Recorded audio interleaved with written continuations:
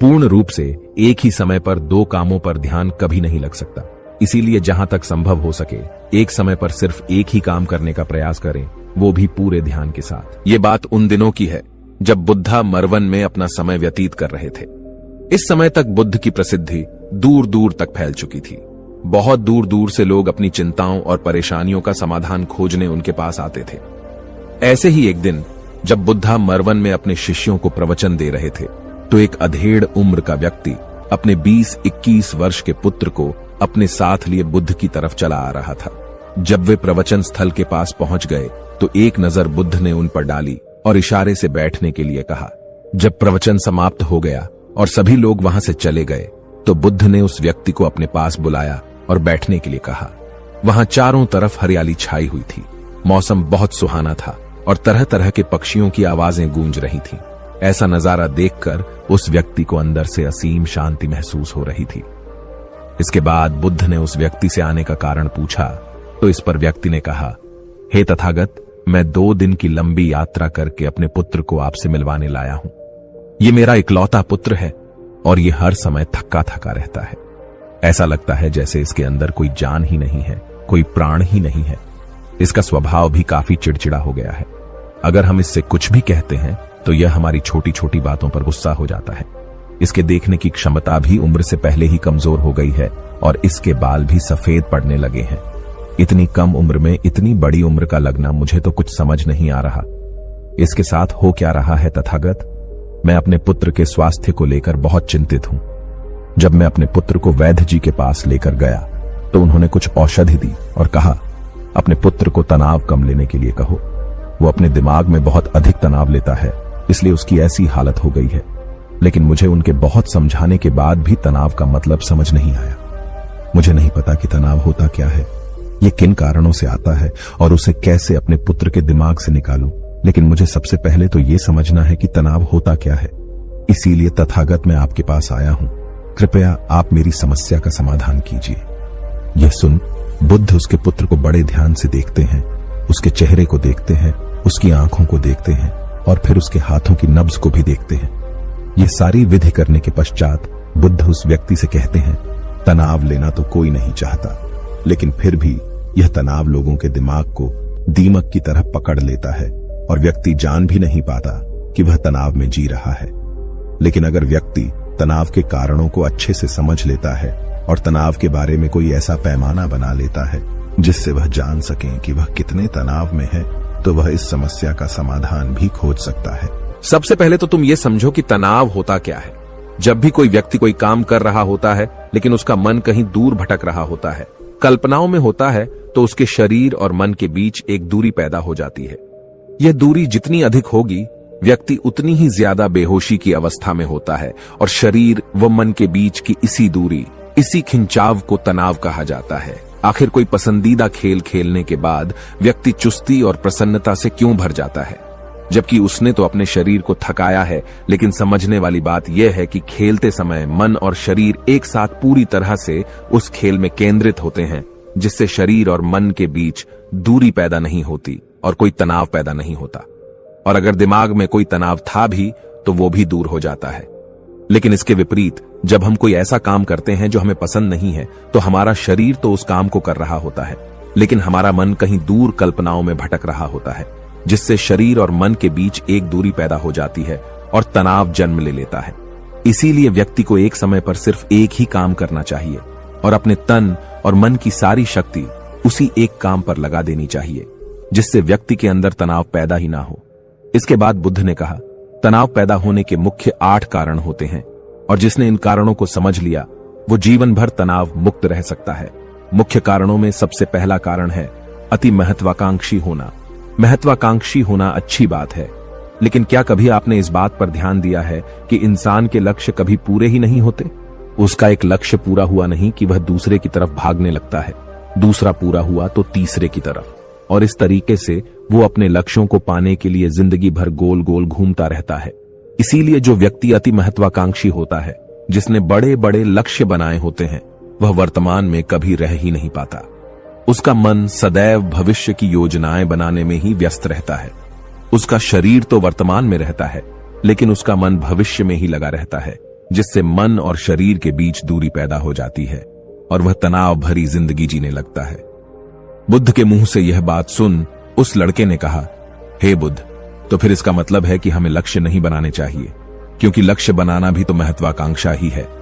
इस पर बुद्ध ने कहा, जीवन में लक्ष्य बनाना कोई गलत बात नहीं है, लेकिन समस्या तब उत्पन्न होती है जब वो अपना पूरा ध्यान उस लक्ष्य से मिलने वाले परिणाम पर ही लगा देते हैं और उसके परिणाम की चिंता करते रहते हैं।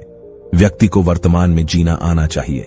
आप लक्ष्य बनाइए और उस लक्ष्य की प्राप्ति के लिए कड़ी मेहनत करिए, लेकिन साथ ही साथ आपको इस बात का भी ज्ञान होना चाहिए कि आप अभी वर्तमान में जी रहे हैं और वर्तमान ही सत्य है। बुद्ध ने आगे कहा, तनाव का दूसरा सबसे बड़ा कारण है ईर्ष्या। जब व्यक्ति ईर्ष्या और जलन से भर जाता है तो उसका मन अंदर से सड़ने लगता है। ईर्ष्या एक आंतरिक घाव है। व्यक्ति के शरीर का घाव तो भर सकता है, लेकिन आंतरिक घाव यानी मन का घाव कभी नहीं भर सकता। इसीलिए व्यक्ति को दूसरे की खुशी और तरक्की से कभी ईर्ष्या नहीं करनी चाहिए, क्योंकि यह तनाव का कारण है। इसके बाद बुद्ध ने तनाव का अगला कारण बताते हुए कहा कि नापसंद काम करने से भी मन में तनाव पैदा होता है। जो काम करना हमें पसंद ही नहीं है, जिस काम में हमारी रुचि ही नहीं है, उस काम में हमारा मन लग ही नहीं पाएगा। हमारा शरीर तो वहीं बैठा रहेगा, लेकिन हमारा मन कल्पनाओं की उड़ान भरेगा, जिससे शरीर और मन के बीच दूरी पैदा हो जाती है और व्यक्ति तनावग्रस्त हो जाता है। इसीलिए इंसान को हमेशा अपनी रुचि के अनुसार ही कार्य करना चाहिए। अगर व्यक्ति ने यह पता कर लिया कि उसे कौन सा काम करना पसंद है और वो उसी काम को अपने जीवन का लक्ष्य बना लेता है, तो फिर वो काम उसके लिए काम नहीं बल्कि खेल बन जाता है। फिर बुद्ध ने कहा, तनाव का चौथा कारण होता है किसी दूसरे से अपेक्षाएं रखना। बुद्ध ने उस व्यक्ति की ओर इशारा करते हुए कहा, एक पिता होने के नाते तुम्हारी अपने पुत्र से बहुत सी अपेक्षाएं होंगी कि तुम्हारा पुत्र एक बहुत ही कामयाब इंसान बने, तुम्हारा नाम रोशन करे, जैसा तुम चाहते हो उस तरह का जीवन जिए, तुम्हारी हर बात माने। लेकिन क्या आज तक कभी किसी की सारी अपेक्षाएं पूरी हुई है? जब भी कोई व्यक्ति किसी दूसरे से कोई अपेक्षा रखने लगता है तो वो अनजाने में अपने लिए तनाव पैदा करने लगता है। जरा सोचो कि अगर तुम्हारा बेटा तुम्हारे अनुसार काम नहीं कर रहा और वो नहीं बन पा रहा जो तुम उसे बनाना चाहते हो, तो निश्चित रूप से तुम्हारे दिमाग को तनाव पकड़ लेगा। तुम तनाव से भरा जीवन जीना शुरू कर दोगे और इस तनाव के बस में आकर तुम ऐसा व्यवहार करोगे, ऐसी बातें करोगे कि तुम्हारा अपने पुत्र के साथ संबंध और भी खराब होता चला जाएगा। इसीलिए व्यक्ति को जितना हो सके उतनी कम अपेक्षाएं दूसरों से रखनी चाहिए, और अगर पूरी तरह से तनाव मुक्त रहना है तो दूसरों से अपेक्षा रखना ही बंद कर दो। इसके बाद बुद्ध ने कहा कि शारीरिक कष्ट भी इंसान के तनाव का एक कारण होता है। जब व्यक्ति किसी शारीरिक पीड़ा से गुजर रहा होता है तो उसका पूरा ध्यान बस अपने उस शारीरिक दर्द पर होता है और वो पूरे दिन बस उसी के बारे में सोचता रहता है, जिससे उसका मन दुख के विचारों से भर जाता है और ऐसी स्थिति में व्यक्ति तनावग्रस्त रहने लगता है। यह सुन उस व्यक्ति ने कहा कि हे बुद्ध, शारीरिक दुख तो किसी भी व्यक्ति को हो सकता है, तो फिर क्या व्यक्ति जीवन भर तनाव में ही जिएगा? इसका जवाब देते हुए बुद्ध ने कहा कि इंसान को यह बात समझनी चाहिए कि हमारा जीवन दुखों का आधार है। जैसे जैसे हमारा जीवन आगे बढ़ता है, इसमें दुख आते हैं, बीमारियां आती हैं और फिर अंत में मृत्यु भी आती है। तो बीमारियां इंसान के जीवन का अभिन्न अंग है, कोई इनसे बच नहीं सकता। बस किसी के जीवन में यह समय से पहले आ जाती है तो किसी के बाद में, पर आती सबको है। जब इंसान का मन इस बात को अच्छे से समझ लेगा तो फिर वह अपनी बीमारी के बारे में सोच सोचकर ज्यादा तनाव नहीं लेगा, क्योंकि यह हमारे जीवन का अभिन्न हिस्सा है और इसके लिए व्यक्ति को शारीरिक रूप से भी अभ्यास करते रहना चाहिए। अपने जीवन में व्यायाम और स्वस्थ जीवन शैली को भी जगह देनी चाहिए ताकि उसका शरीर लंबे समय तक निरोगी रहकर सही से काम कर सके। तनाव का अगला कारण होता है अपनी योजनाओं को समझने के लिए समय न देना।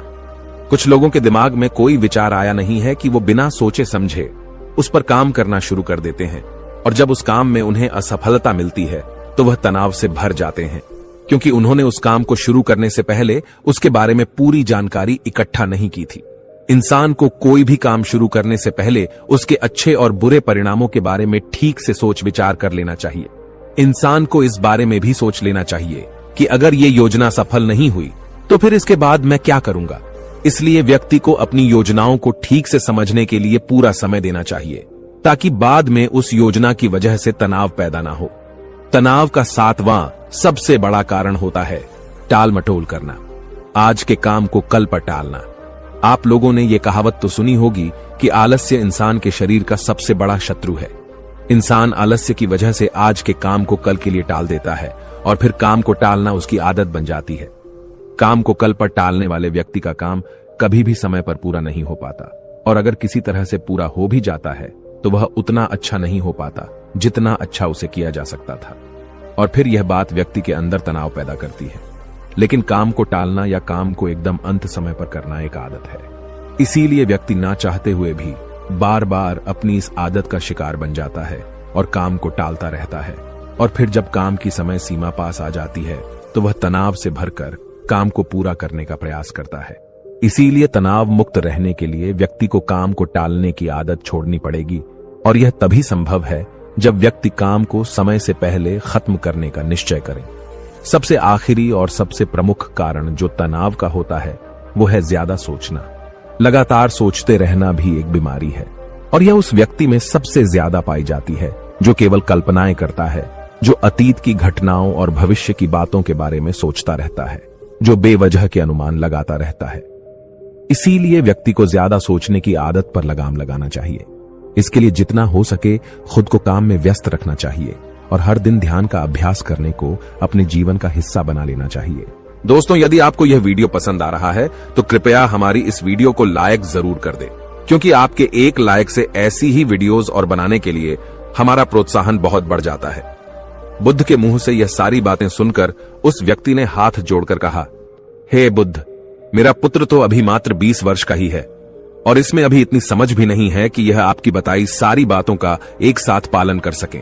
आप कृपया करके तनाव मुक्त रहने का कोई आसान सा तरीका बता दें, जिससे मेरा बेटा उसका अनुसरण भी कर सके और तनाव मुक्त भी रह सके। उस व्यक्ति की यह प्रार्थना सुन बुद्ध ने कुछ सोचते हुए जवाब दिया, अगर तुम इतनी सारी बातों का पालन नहीं कर सकते तो इसके लिए एक बहुत ही आसान विधि है। तुम एक बार में एक काम को करने पर ध्यान लगाओ। जिस समय जो काम कर रहे हो उस समय पर सिर्फ उसी काम को करो, सिर्फ उस पर ही अपना पूरा ध्यान लगाओ, और अगर तुम्हारा मन इधर उधर भटक जाता है तो जैसे ही तुम्हें याद आए फिर से वापस अपने मन को उसी काम में लगा दो। यह सबसे आसान और अच्छा तरीका है तनाव मुक्त रहने का। जब तुम भोजन करो तो उस समय सिर्फ भोजन ही करो, उसके पूरे स्वाद का आनंद लो, उसे अनुभव करो। जब चलो तो अपना पूरा ध्यान सिर्फ चलने पर लगा दो। इससे तुम्हारा मन और तुम्हारा शरीर दोनों एक जगह पर केंद्रित रहेंगे। दोनों के बीच दूरी पैदा नहीं होगी, जो कि तनाव का मुख्य कारण होती है। दोस्तों, आज की युवा पीढ़ी एक ही समय पर 2-2, 3-3 काम करने की आदी हो चुकी है, जैसे फोन पर बात करते हुए गाड़ी चलाना, खाना खाते हुए टीवी देखना या फोन चलाना, और फिर इनकी शिकायत रहती है कि मैं तनाव में जी रहा हूं, मेरा मन अशांत रहता है, मैं चिड़चिड़ा सा हो गया हूं। जब कोई व्यक्ति एक ही समय पर 3-3 काम करेगा तो तनाव पैदा होना तो स्वाभाविक है, क्योंकि दिमाग तो एक समय पर पूरा ध्यान लगाकर सिर्फ एक ही काम कर सकता है। पूर्ण रूप से एक ही समय पर 2 कामों पर ध्यान कभी नहीं लग सकता।